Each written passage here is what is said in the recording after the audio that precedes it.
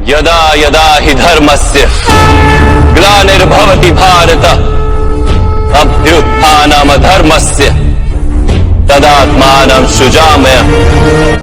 हिंदुओं की एक विशाल जनसंख्या जब भ्रमण या पर्यटन पर निकलती है तो कहाँ जाती है? क्या आपने इस प्रश्न पर विचार किया है? शायद नहीं, लेकिन इसका उत्तर कठिन नहीं है। उसके कुछ पहचाने चिरपरिचित स्थान हैं। वह गर्मियों में चुने हुए पर्वतीय प्रदेशों में जाते हैं। महानगरों में घूमना उन्हें अच्छा लगता है। मॉल संस्कृति के पनपने से घूमने के आयाम ही बदलने लगे हैं।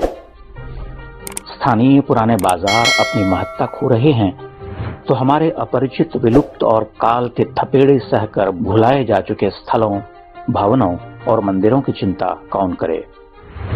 दिल्ली और आसपास के शहरों में ही रहने वालों से पूछ कर देख लीजिए कि वे 400-500 किलोमीटर की दूरी पर स्थित कितने ऐतिहासिक स्थलों के बारे में जानते हैं, विशेषकर उन स्थलों के बारे में जो हिंदू हैं। उनसे बुंदेलखंड और चंबल की धरती की धरोहरों के बारे में पूछिए। क्या आप जानते हैं कि दिल्ली से मात्र 270 किलोमीटर की दूरी पर बसे मध्य प्रदेश के छोटे से शहर मुरैना के पास प्राचीन और दिव्य मंदिरों का खजाना है? अरे मुरैना और भिंड कौन जाता है भाई? आगरे जाओ, फतेहपुर सीकरी जाओ। भिंड मुरैना तो बागियों लुटेरों का अड्डा है।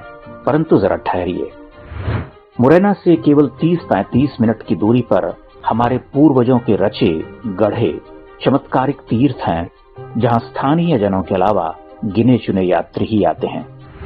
कौन जानता है कि मुरैना के सिहोनिया यानी सिंघपाणीय गांव के खेतों में महादेव का एक विराट मंदिर है?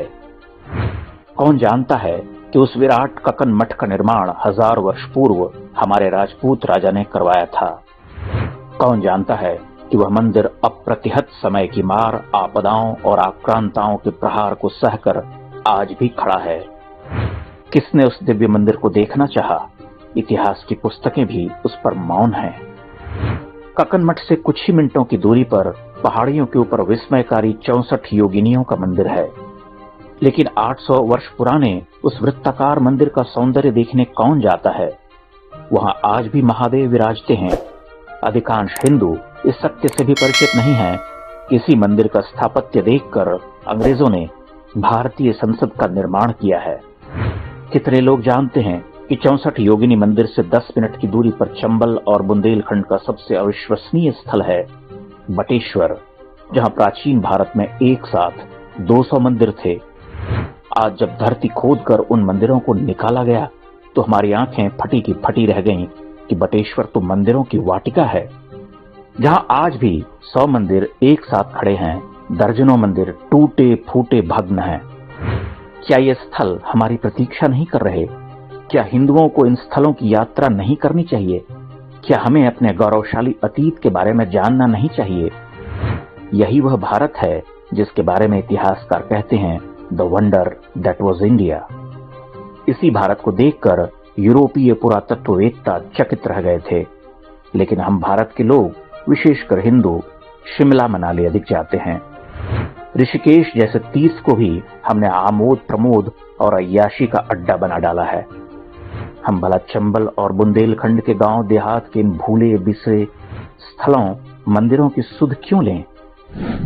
किंतु सत्य तो यही है कि जिस भारत का हमें मान है वह इन भुला दिए गए क्षेत्रों में ही रहता है।